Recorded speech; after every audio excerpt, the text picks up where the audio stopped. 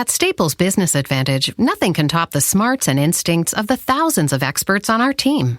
While AI excels at processing data, automating tasks, and providing insights for better decision-making. And when they're used together, they're far more powerful than either is alone. Whoa. I've never felt more alive. Let Staples Business Advantage use today's latest innovations, plus our team's experience, to make business easier for you. Sign up today and save 20%. Staples Business Advantage. Business is human. I want people to understand this ordeal. It's taken a toll on both of us. Casey Anthony's parents respond after 15 years of allegations. I've gotten blamed for something I didn't do, and it tears me up inside. This can change our life. This is serious. This is their final response. The test is about to begin. Please remain still. Casey Anthony's parents, the lie detector test. Watch now, only on A&E. And watch next day on the A&E app. To get the Crime Writers on After Show right now, go to patreon.com/Partners in Crime Media. I'm Rebecca Lavoie, and this is Crime Writers On.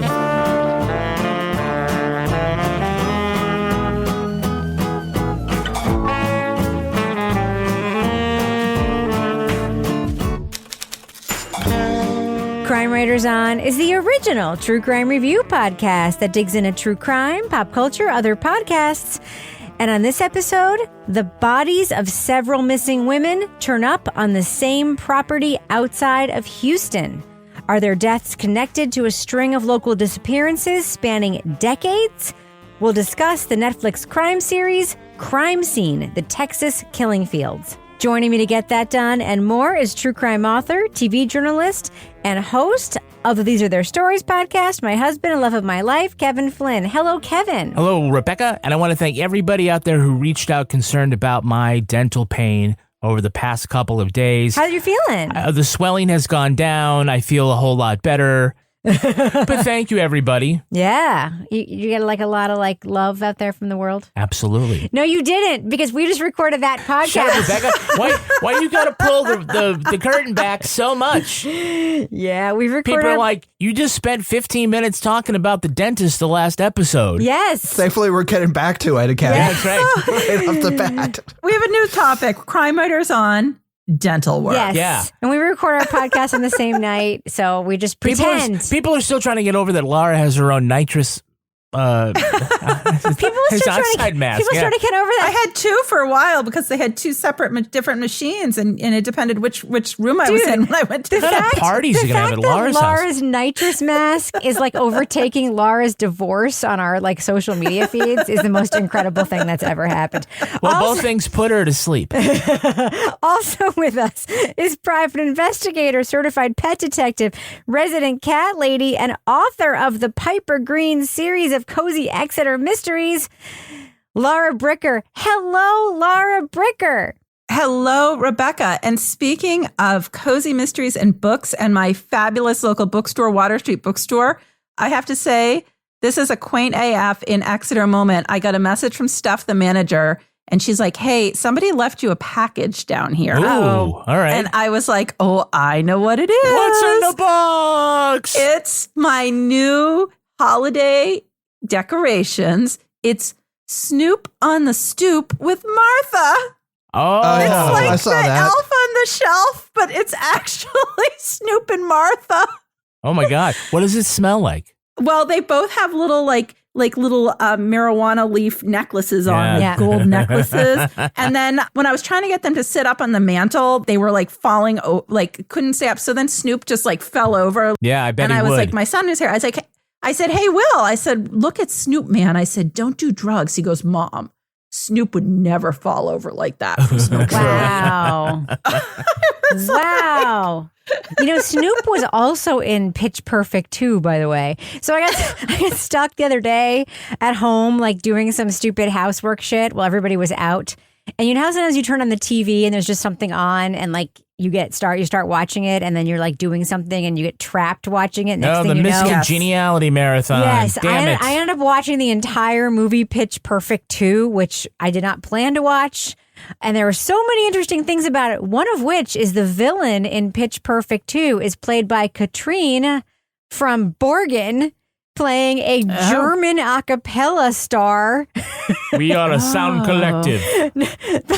Yes, playing the lead singer of a scary German a cappella group. Because Americans are like, Danish, German, same sounds thing. the same to us. Yeah, go ahead. And Snoop Dogg is also in Pitch Perfect 2 in the sound recording booth at the place where What's-Her-Face is doing her internship. Oh, yeah. It is a complete cornucopia of guest stars. It's unbelievable. Did you know Toby can do the thing with the cups? Where he does the thing? Yeah, he's good at it. He's all about that. He's got his TikTok going. I want Toby to sing. Can you do that? The one they were doing when they were doing the seafaring ones. Remember what were those Sea ones? shanties? Yeah, I want Toby to take that up. Yes. Once was an amnate. They were doing sea shanties in Pitch Perfect 2? No, that was pre-sea on shanty. the TikTok. That was pre-sea shanty. And finally, our resident Doubting Thomas, author of the City Trilogy of novels, host of the Strange Arrivals podcast, and our Patreon Deep Dive Book Club podcast host, Toby Ball. Hello, Toby. Hi, Rebecca. Toby, how is your head healing? We heard all about that injury in the last after show. How are you feeling? By the time this episode drops, hopefully pretty good. You mean in the future? Better than my gums. Yeah. Toby, help us uphold the illusion of the passage of time just for a moment, please. Oh, now you're going to talk about that? Come on. Yeah. Now Toby's got it gives him a lot of character, the scar that he now has where he once had stitches on his face. Have you guys had conversations in your house about your future sexiness because of this scar? It has not come up. Ah. You think Deborah will find him sexier because he has? No. Okay. Conversations in our house are very different than conversations in our house. I have scars all over my neck. It hasn't done anything for me. Yeah. The discourse in their house is very different than the discourse in their house. I think the theory behind it is probably better than the actuality of it. Yeah. Yeah. I mean, the moment someone in our house gets hurt, we immediately jump to how badass / sexy are you going to look in the future? Like a few weeks ago, I had a mishap with one of our dogs and I ended up with this scar on my lip. And I was really upset about it. But then an hour later, I was like, am I going to be sort of badass in a couple weeks? And Kevin was like, 100%, 100%. And that was the only thing that got me. I was just trying to keep you calm. You should see my big toenail on my right foot. It's all black. Oh, that's pretty sexy. Oh, wow. Can I just do one quick shout out on the show, Kevin? Of course you can. It's your show. I think I solved the mystery of a mysterious package that arrived in the mail a few weeks ago. Okay. I want to thank a listener with the initials A.B. for that mysterious package. I think you might know who you are, and I want to tell you, I only figured it out this week. Reach out to me if you're the one who sent me that mysterious package. What was in the package? A wallet. Yes. A wallet, not the wallet you lost in Columbus. I received a wallet in the mail. I could not figure out who to send it to me. I think I figured it out just this week through a series of context clues and beautiful mind numbers coming through the air. And if that was you, A.B. shoot me a note, and I want to thank you on the podcast for that. So I'm pretty sure A.B. has also sent me a mysterious package, so I think you are correct. Okay. All right. Let's just leave it there. All right. So, Kevin, before we start the podcast, can we talk about what's coming up on next week's show? Yeah. On Monday, we're going to be talking about the new podcast from the CBC. It's called Run, Hide, Repeat. All right. That sounds fun. I believe it's based on the book of the same name. Does that matter? No, I'm just trying to give a little something extra. Okay, cool. Do we have to read the book before we listen to the thing? No, you don't have to read the book. Listen to the podcast. Okay. Well, not the audio book. I don't know if there's an audio book. I'm just trying to not make this complicated. Well, that's good because I'm in the middle of that Anthony Horowitz book right now, so I don't have time for that. All right. Let's go ahead and start this show's topic. I'm going to drop that first clip right now. What do you think, Kevin? Do it. Let's get that done. Leading off. And their kid was outside playing in the yard, and their dog ran off into the woods. And a little while later, it came back and it had something round in its mouth, and they thought it had found a ball out there. So they went out to investigate. In the dog's mouth was a human skull. Between 1986 and 1991, the remains of 4 missing women were discovered in the same field in League City, Texas. Authorities couldn't rule out the deaths were connected to a string of 30 murders outside of Houston since the 1970s. They were all teenagers along I-45 who mysteriously disappear suddenly, either alone or in pairs. In the past 6 months, 7 teenage girls and young women, aged 13 to 21, have been found murdered in the vicinity of Houston, Texas. Then another string of disappearances began in the mid-90s. Were all of these crimes linked in some way? And what is their connection to that secluded plot of land on Calder Road? Why do you think so many people are looking I don't give a damn. Because, I got everything I need to prove that I'm innocent. Nothing links me to anything. Season 3 of Crime Scene, the Texas Killing Fields, looks at the long history of murder along the Interstate 45 corridor. The Netflix series introduces us to those closely affected by the unsolved crimes and zeroes in on the main suspects. Spoiler alert, we are going to be talking about plot points from Crime Scene, the Texas Killing Fields. So if you want to remain spoiler-free, go to the estimated time code in our show notes to hear our thumbs up or thumbs down reviews. One further note, I am the host of the Netflix podcast You Can't Make This Up, but that has not influenced my review of this documentary. So, Toby, your friend Skip Hollingsworth makes an appearance in this documentary. He makes many appearances. Yes, there's actually a lot of journalists in this documentary, but Skip apparently covered this story for a really long time because this was a very, very long-term story in this community in Texas, spanning several decades. What do you think about his appearance here and the fact that there was so much to cover here? I mean, obviously multiple killers over multiple decades. Yeah, well, I like seeing him. You know, he's a legendary crime writer for Texas Monthly magazine. I've read a lot of his stuff, which I've liked a lot. The League City Police Department writes an affidavit that goes public that Robert Abel, the NASA scientist, could actually be a sexual serial killer who had done these killings to these 4 young women in the killing fields next to his trail ride business. So, yeah, I mean, he's good as sort of the voice that kind of ties everything together, contextualizes things. Yeah, he along with Lisa Olson. Lisa Olson sort of addresses things a little more specifically, I think. She's not as much of sort of the overview. Yeah, I mean, this is for a short series, it covers a lot of terrain. In some ways, I think it benefits from being short. It moves along pretty quickly. So, yeah, it was good to see him. And I think they were wise to have journalists involved because some of the other stuff that you get occasionally had me scratching my head. Yeah. Well, they also had Catherine Casey, who's like the grand dame of the Texas true crime book writing world. Like she's Talk about her, because I actually looked her up afterwards. She actually wrote a book about this case, but I know that you know a little more about her. Yeah, no, she's a name. Like when I was getting into, and I was interested in getting into true crime book writing, and you pull up like who are people that have been writing true crime books for a long time and who are the people that are considered like the top of the genre. And, you know, you've got like Anne Rule, and then you've got Catherine Casey. I mean, she's been writing about crime and murder and writing books about Texas for a long time. So what do you think happened here? I really don't care. I walked out of there believing he had killed both of them. But I didn't have anything on my tape recorder that proved it. She's somebody that has quite a lot of history there, but also quite a lot of experience. And I think, you know, we always joke about like Florida Man, but like Texas has some freaking wacky crimes. I mean, we have like the cheerleader mom murder. Like there's all sorts of crazy crime in Texas. And if there has been a crazy crime in Texas, she has written the book about it. So I thought she was really interesting to see in person and to hear from her. And at one point, I think we also heard some of the recordings from when she was doing some interviews with one of the suspects for one of her books, which I thought was really interesting. I think we share an agent, actually. Really? Yeah. I think she gave us a blurb, or we gave her a blurb, and she was not an unfamiliar name. I had no idea. I didn't recognize her. I'd never heard of her. In the documentary, she just said that she passed a billboard with the crime, and I knew that she wrote a book. I was much more like fascinated by the investigative reporters of this. There were so many journalists in this who were so like heavyweights.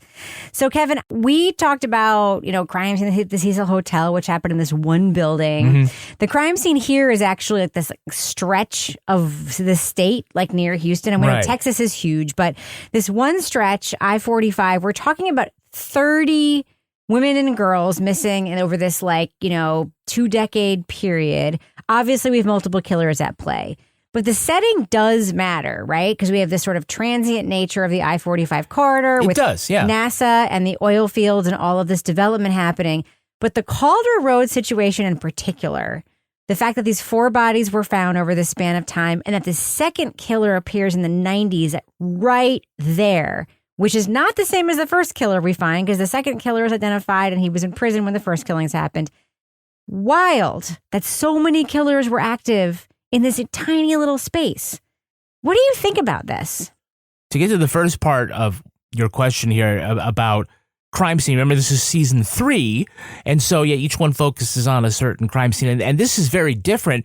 While we talk about the Texas Killing Fields, which is this sort of pastoral piece of land. 25 acres. 25 acres next to a horse riding thingy, I don't know. But that to tie it in with this I-45 corridor, and all, now it's a different decade, but it's all up and down this one little stretch here, similar victims. It's not nearly as prevalent as the indigenous deaths and missing and murdered in that part of the country and with indigenous victims, but it is sort of the same where you have an area where there's just a lot of unsolved murders with similar victims, and it's impossible to know who and how many different killers were involved in all those 70s crimes, but it was really kind of enlightening about in an era long before cell phones and things like this that you could just sort of disappear, right? You could pack up and say, fuck you to your family, and they might not ever see you again, not because you fell into a black hole, but just because I'm going to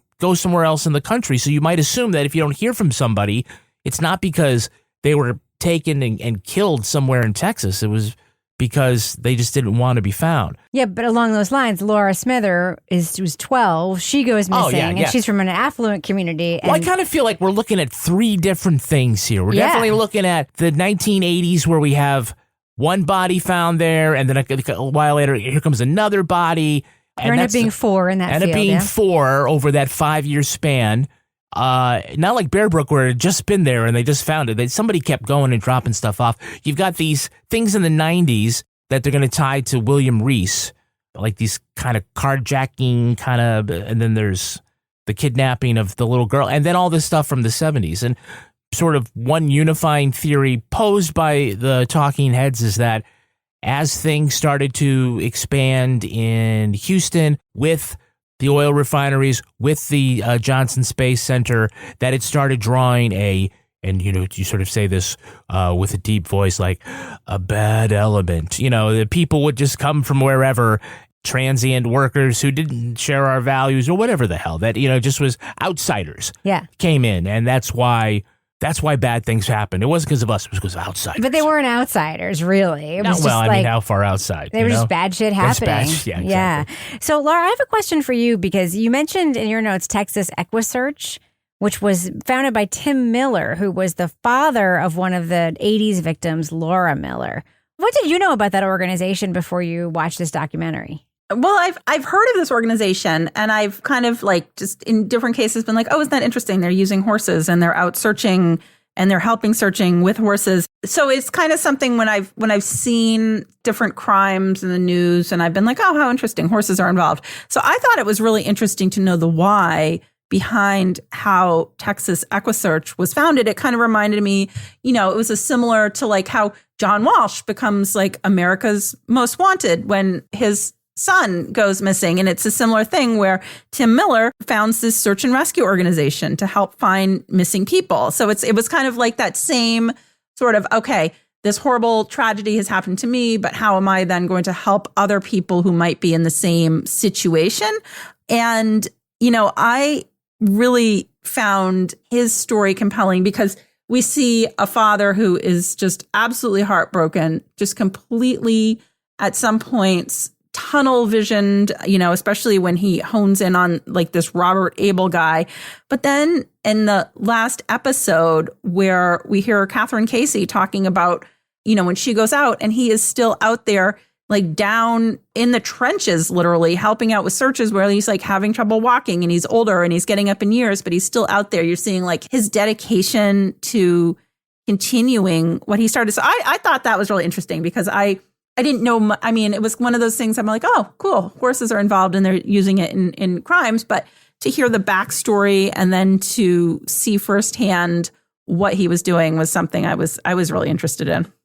So, Kevin, we're going to get back to our conversation in just a second, but we need to take a quick break for our business section. Oh, all right. To the ba-da-ba-da. Yeah, so what do we got going on our Patreon right now? Well, on our Patreon, we have, and I got to go look this up because I wasn't expecting you to just all of a sudden break into the business section. That's my job. That is your job. You showed me the clock of how far we into the podcast, and I'm supposed to do that. All right, here's my note. Okay, right now in our Patreon, just go to patreon.com/Partners in Crime Media. Sign up. You can hear the latest episode of Married with Podcast. So romantic. So romantic. We have a question. Kevin and I get married every week. We tape the podcast. There's a minister in the room handing out rings. Exciting. No, it's not that. Yeah, we have a listener, newly divorced, getting on the apps, and she realizes I do not have game. Neither do we. She's like, how do I make the what small do I do? talk? I'm like, I don't fucking know. Yeah, so say something about the photo, like, hey, nice tiger, or whatever. I really like that book in the background. I read it too. Yeah. Wait, serious question. Yeah, that sounds like that. That's great For advice. real. Like, Toby, what would you do? Like, if you suddenly got on the apps, would you have any fucking idea what to do? I wouldn't say, oh, I see that book in the background. I read it too. Exactly. Would not be my Me neither. lead. Exactly. Me neither. Yeah, I don't know. Haven't given it much thought. I have, but I still don't know what to do. Wait, what do you mean you've given it some Well, thought? because you sort of wonder. I will not be going on the apps. They just freak me out. Sorry. Oh, sorry. Well, I think you will. I'm going to get you on there. So, Kevin, what Once else? everybody finds out you're a resident cat lady, they're going to be running to you. You're going to need 2 vaginas. 4, yes. Speaking of, we have the latest Leave It to Bricker. Laura tells us about her new adventure. As you know, she's newly single, so that means she needs furniture. Yes. And so she goes with her friends. I'm married and I need furniture. Well, That's not a single person thing. You have, not only do you have adventures with margaritas and stuff, you are trapped. Literally. You're held captive. By what? Yes. By something that was goosing my rear end. It was a massage chair. Don't leave people hanging. She got caught in a massage I tried chair. a massage chair that was like a ride at Universal, and I was like, literally, once you put the program on, like, there's no getting out.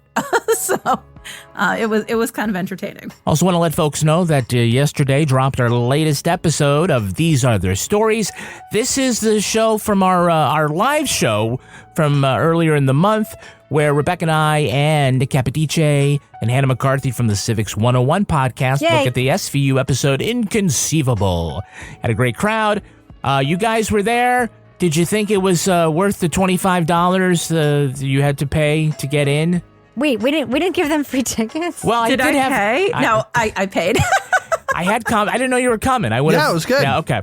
I had a great time. Yeah, Kevin did this like 45-minute thing on the history and culture of Law and Order in all its various forms and flavors, which was super interesting. Having never watched the show, I now feel like I understand a little bit more about what you do. It was like my Dick Wolf TED Talk, yeah. It was pretty fancy, I have to say, Kevin. Like, you did a lot of work to get all of your technical elements in place with all of the videos and the graphics. And I was like, at one point I said to Toby, like, I can't believe, like, Kevin's been talking this whole time with like no notes. This is amazing. I couldn't believe it either. Oh, thanks. It was more entertaining than we It are ought to making it have been. sound. Yeah, That's right. no, it was good. It was good. I had new pants. We noticed those. They were like sort of like the snakeskin. That's There's sort of like right. a Jim Morrison look going on. Yep. Correct. That was the only work I did. Kevin did all of the rest of the work. All right. So, Kevin, before we end the business section, do we have any Patreon patron saints of the week this week?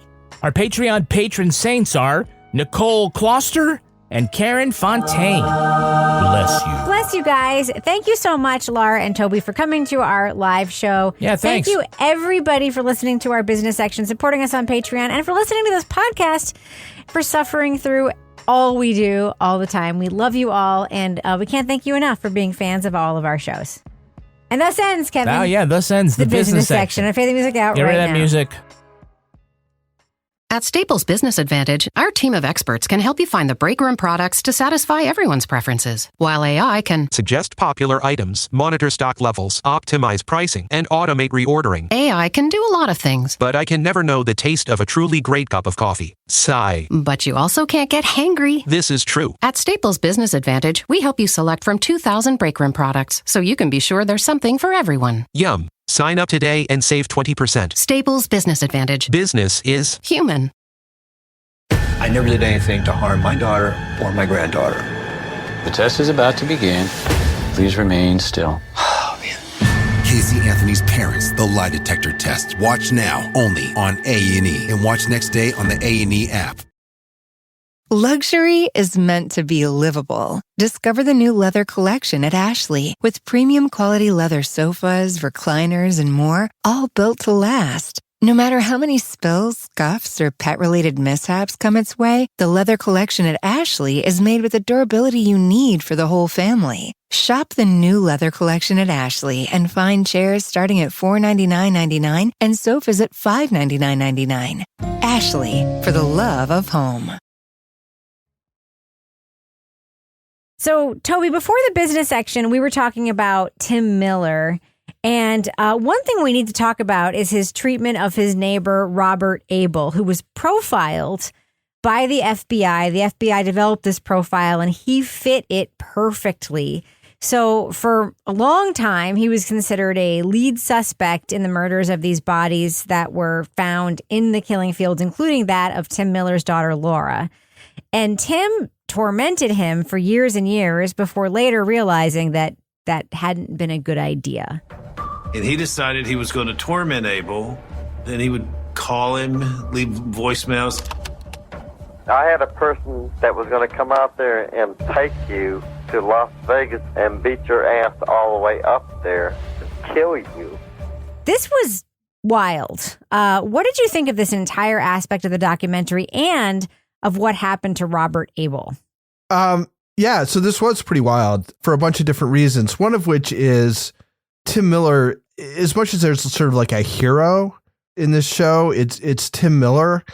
But, you know, it's interesting because we really see him working on like 2 or 3 different missing people, right?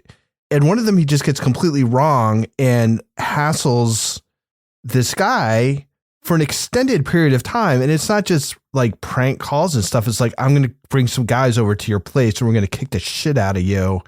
And, you know, just making these threats and stuff. So I don't know. I was just kind of like, after that, I was like, my God, like, is this something that happens frequently where he's just like goes completely off on some wrong tangent? That seems like it would be kind of important to know. Anyway, like, so this is the way profiling should probably not be used, right? Is like you get a profile together and you'd be like, oh, that sounds just like this dude. Correct. And then you'd name that guy. And then it's just like, is there like any evidence do you have of any kind? Or is it just like that guy is a white guy, he's middle-aged, who lives near the place and he has trouble with women, which I think was kind of like what they came up with. So that whole thing was tragic. And then it's kind of like, well, you know, we made up, we cried, we forgave each other. And then the guy Abel like pauses his golf cart on the train tracks and gets hit by a train. They're like, well, we don't know if it was suicide. You know, she's just another victim of this whole thing. It's like, come on, man. Like, are you not self-reflective to see that like you played a part in this? Like, I'm not going to blame it on you, but his whole thing was everybody was always going to look at him as being a serial killer regardless. And so all this kind of played into it. And it just, it was weird. Like, it didn't seem like that was examined very closely.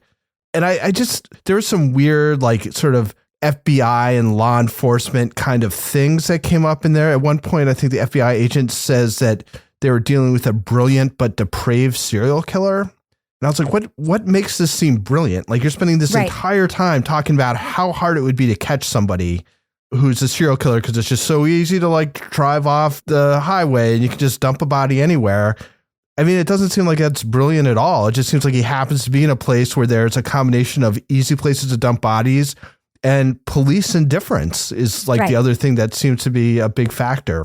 Well, certainly. You know why they have to be brilliant, Toby? Is because you don't want to admit that a dumb criminal's smarter than you. Yeah, I guess that's true. You know? It would have to be a brilliant criminal. Yeah. But certainly both of the killers we meet in this documentary are super dumb, and they were both serial killers, right? And this is, Kevin and I discuss this collegially all the time at home and often disagree. I have huge issues with profiling as an investigative tool and the way that it's employed in the field retroactively often to talk about crimes. But this Abel thing is bananas, right, Kevin? Oh, yeah, I agree. I mean, and I like what Toby's saying as far as like if there is a hero here. Certainly Tim Miller is sort of this fascinating study because he is able to channel his grief into something positive, and that is the horse search and rescue organization. But yeah, his fixation on Robert Abel just brings him to a very dark place and doesn't put him in a good light. And, despite having been, these guys reconciled and they hugged it out, bitch, that it was still a little too tidy to say that Abel was like, well, he's just another victim of this case. It's like Tim Miller had more to do with Abel's death than the serial killer did, Yeah. Well, we do have a couple of identified killers here, and one of them is Clyde Hedrick. And Clyde Hedrick is very, likely connected to multiple killings, but he's certainly connected to the abuse of Marla, who we hear from multiple times in the documentary, and she becomes a real compelling figure here. Laura, what did you think of Marla's role in this documentary? I thought that this was one of the most compelling parts of the documentary for me. And it really started to pick up for me in that third episode where we hear more from her about her specific abuse and memories of that abuse and how it came up, and, how she woke up in the morning and had to immediately go to the bathroom and knew something had happened to her. And then when she meets Tim and goes out to the area of the killing fields, that was another part that was extremely emotional, and it had a lot of impact, as a viewer watching that, because it was just so authentic and raw, and it was unfiltered. It was really her. I came away from that feeling like, okay, that guy, first of all, and I don't want to stereotype, but Clyde, could he look any more like a serial killer? Yeah. I'm sorry. He's like, I lost half my jaw. I'm like, yeah, you can say you lost half your jaw, but you look like a serial killer. But he looked like a serial killer before. Yeah. He looked like one before Clyde. By the way, can we just say when the woman threw herself out of the car and had the police draw the sketch of the guy in the car, didn't the sketch look just also like Clyde Hedrick, even though it was William Reese? It was like the two dudes looked exactly the same with their weird faces and their cowboy hats. I'm like, oh, that's Hedrick. No, whole other guy. Serial killer face. That should be a new description for somebody. Serial killer face. I'm sorry. Toby, you don't have a serial killer face right now. Well, he kind of does with that scar situation. Yeah. But yeah, no, I just think, the part with Marla, there was a lot of this documentary that to me felt very similar to a lot of sort of the mass market produced documentaries that you see on different channels. And I think when we got to that third episode and we started hearing from her, that to me felt like, okay, this is the part that is actually a powerful part of this documentary. So I have a question for you, Toby, that I actually asked the director about when I interviewed her for the Netflix podcast. And she frankly had questions about it too. So, I'm not alone in having concerns about it. There's sort of a slippery slope here where when Clyde gets out of prison on this technicality, which is kind of shocking because as we know, Texas is not known for its lenient criminal justice system, right? And it is, everyone's really upset about it because we know that he killed Ellen Beeson and he's likely connected to these other murders. All these people across the street from where he's being held after he gets out of prison do this press conference. And Marla talks about her abuse that she suffered at his hands. And I'm like, I get it. She's very upset. But then there's this press conference and, Tim's there, other people are talking about there, and they're talking about crimes that he was not convicted of doing. I was talking to the public and I was talking to Clyde. Just because you were not convicted of other crimes does not mean you did not commit them. That's a slippery slope, and that makes me uncomfortable because he wasn't actually convicted of those crimes. And that's one step away from kind of what happened to Robert Abel. It's like a half a step away. Exactly. I think we've run into this before, like in other true crime things that we reviewed, where it's like the citizen sleuths and sort of the certainty that you can get about certain things. Yep. And without really a perspective on, is it possible that I'm wrong? Is it, what are the effects of my doing this on somebody who may or may not be innocent of this perfect thing? Like it's hard to be real sympathetic to Hedrick because the guy, even if he just only did the things that we know about from the documentary, like he did a lot of damage to people. This stuff makes me uncomfortable, as I've said before. Again, I mean, even with something that's this close, it's just like, look, man, you've got an example of this, of what goes wrong when you feel like you know something, but you don't. Can you not like reapply that lesson? Yeah. So it's a little bit, it makes me uncomfortable. How do you feel about that, seeing Tim out there doing that yet again? Yeah, I was a little uncomfortable. You're right, because I think we know that he has played a role, but we can't necessarily prove that, or it hasn't been proven yet. I mean, the whole idea that he had to be let out, it was like a mandatory release in Texas of all places, was just baffling.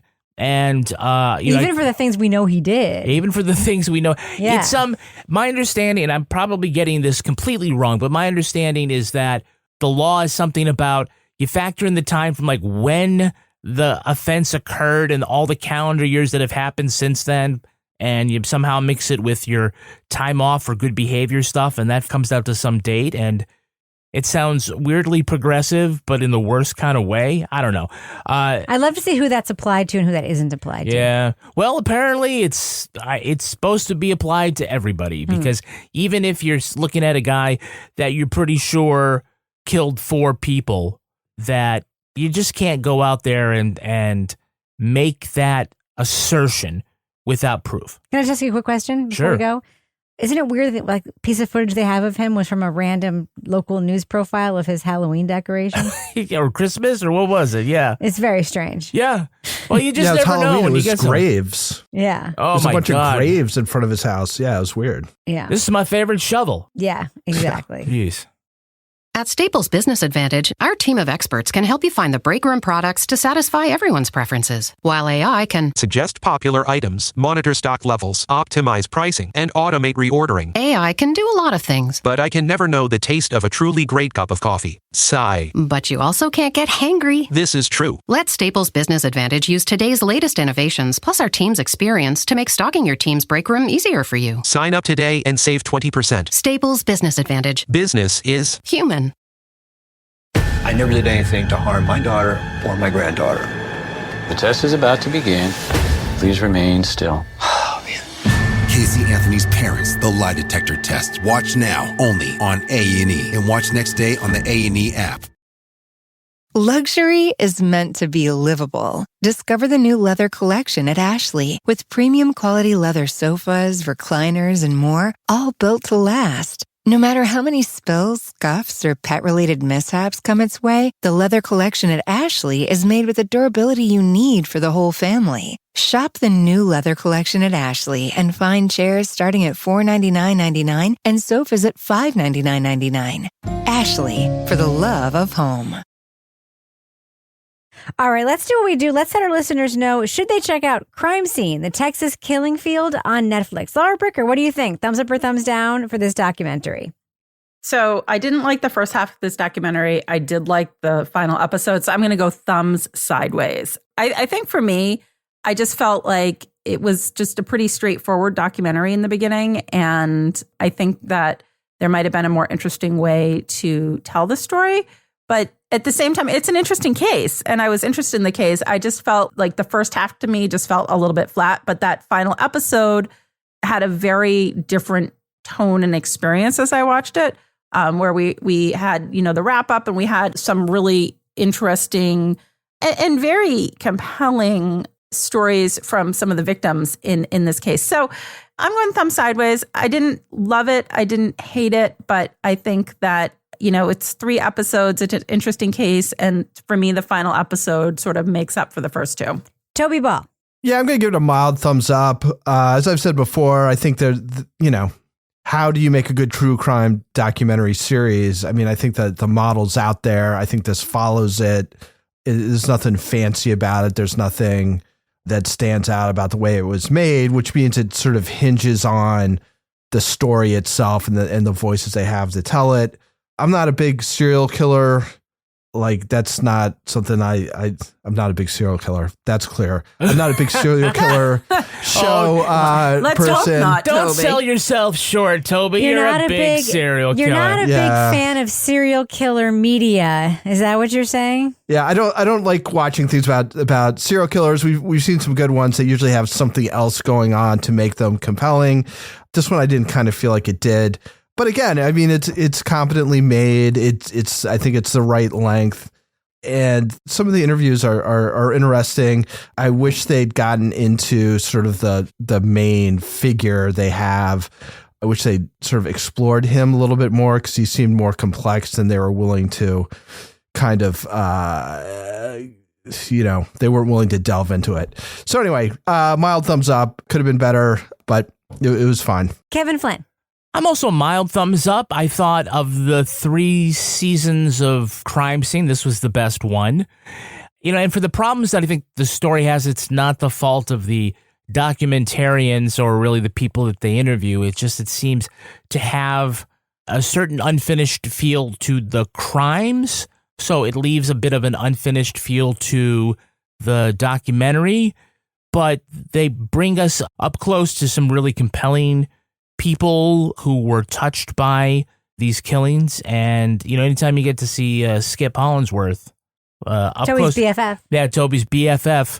Toby doesn't have serial killers that he loves, but he does have a photo of Skip hung up on his the wall of his rumpus room. We got to get Skip inside of our CWO circle. We're collecting all the cards. We got Gilbert King. Yeah. We have to get Skip Hollandsworth. I'll get Skip. I'll try and get him for the deep dive, maybe. Yeah, get him for the deep. Then we can sign him up for Patreon. Yeah, we want that sweet Texas monthly money. We need that $5, we need $6. Yeah. Anyway, how about I just leave it there? It's a thumbs up. Yeah, I like this. I think more than you guys did. I'm a fan of a straight true crime documentary series, and I thought this was a good one. Well done. I thought it was. It's a story I didn't know anything about. I thought it was beautifully shot, tightly edited. It had a strong cautionary tale woven throughout it, which I liked. Strong central characters, an interesting FBI agent who's active still, who's in it, which is unusual. Usually they have a retired FBI guy, but we have an active guy on the case who's about to retire, who's like, Jesus fucking Christ, help me solve this thing. And granted, he did say some hackneyed, typical law enforcement things, but they all say those things, Toby. Don't look at me like that. They all say those things. But the fact that he's still on the case and he's just God forbid, I'm going to retire in 8 weeks. Please help me solve this thing. I don't know. I really liked it. I thought it was well put together. And I do think that there was an awareness of the people making this film and the director in particular that there's imperfection with some of the characters, Tim Miller in particular, that needed to be examined. And I saw that when I was watching it, and I enjoyed it for that reason. And I liked the comparison between the way victims were treated when they went missing, and there was something to be looked at there too. So I don't know. I really like the series. So I'm going to give it a thumbs up. All right, that's going to do it for us. Before we go, Laura Bricker, do we have a cat of the week this week? Just for you this week, Rebecca, we have a dog. Thank goodness. It's my favorite kind of animal. This comes from Erin Kelly, and Erin's dog is Stella.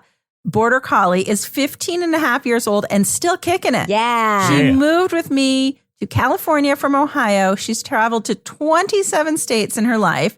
When she was younger, this is my favorite part, and could still hear, she knew the individual names of 30 to 40 toys. I could put them all in a pile, tell her to get a specific toy by name, and she'd pull it out. Ooh. So now Stella has some arthritis, and so she rides around in a little, like, it says Paw Hut. It's like a little doggy stroller, which she goes out for walks on. It's adorable. But I mean, I would like Stella on my team of investigators, especially if we could somehow teach Stella to sign, to fetch those 30 to 40 toys. That's pretty amazing. Like, I tried to teach my cats one time to push buttons to ask for things, and that just failed miserably. Those buttons, man, they're so funny. I feel like if I came into Briscoe, he would just be like, hi, hi, hi, hi. Yeah. He's so dumb. He's so dumb. There's this one cat that I follow, Steve B, the Daily Steve B on Instagram, and he can do all sorts, but he's his owners, he calls the ladies, like the lady, Snuggles, the lady, Snuggles. Those buttons are wild. Briscoe would just be like, hi, hi, hi, hi. No Hi. good. All right. Walk. Laura Bricker, folks want to reach out to you on social media and share their animals. Of course, it could be any kind of animal to be cat of the week. How can they reach you there? They can find me at Laura Bricker. And yes, send me some crazy animals. No snakes. I take no snakes, but I will take all other animals. Of course, you can also email us at crimewriterson@gmail.com. Toby Ball, folks want to reach out to you on social media. How can they find you? At TobyBallNH. Kevin Flynn, how can you be found? I'm at Kevin P. Flynn. And if you want to follow me on Twitter or Instagram or other places where I'm not posting, but I've grabbed handles and I'll probably never post, you can find me at Reb Lavoie. On Grindr. You can also follow the show at Crime Writers On. I encourage you to join our incredible community in our official Crime Writers On Facebook discussion group. Just go to our regular Facebook page, hit join the group. We'll probably let you in. Support the show at patreon.com/partners in crime media. You get the Crime Writers On after show, Married with Podcast, Laura Bricker's Leave It to Bricker podcast, and Toby Ball's Deep Dive Book Club podcasts. Our theme song was composed and performed by Ty Gibbons. Our line editor is the exquisite Olivia Burdett. The executive producer of this fine program is Kevin P. Flynn. This show was recorded in the Yoga Loft above the Bodega in Bay St. Louis, Mississippi studio, otherwise known as Studio C, the Closet in our New Hampshire basement, where wearing a cowboy hat is a sure sign of trouble. Mm-hmm. On behalf of all the crime writers, thanks so much for listening. We will catch you later. Do you guys want to have a guess about how old Payne Lindsay is? 31. That's what Kevin said. That's what Kevin said. He's 35. Oh, wait, I think I saw that on social media this week. He's the exact right But you age. just decided to guess something else?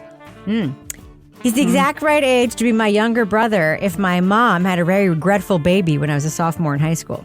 Oh. Unlike you being the regretful baby. Or he's exact the right age to be my younger brother if I had a baby when I was a sophomore in high school. Oh, my. Okay. You guys ready to record our second He episode? could be your son. Yes, he could.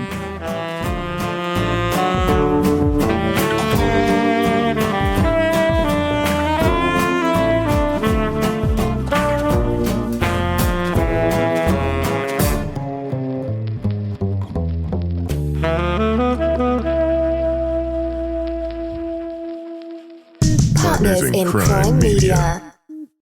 At Staples Business Advantage, our team of experts can help you find the breakroom products to satisfy everyone's preferences, while AI can suggest popular items, monitor stock levels, optimize pricing, and automate reordering. AI can do a lot of things. But I can never know the taste of a truly great cup of coffee. Sigh. But you also can't get hangry. This is true. Let Staples Business Advantage use today's latest innovations, plus our team's experience, to make stocking your team's breakroom easier for you. Sign up today and save 20%. Staples Business Advantage. Business is human.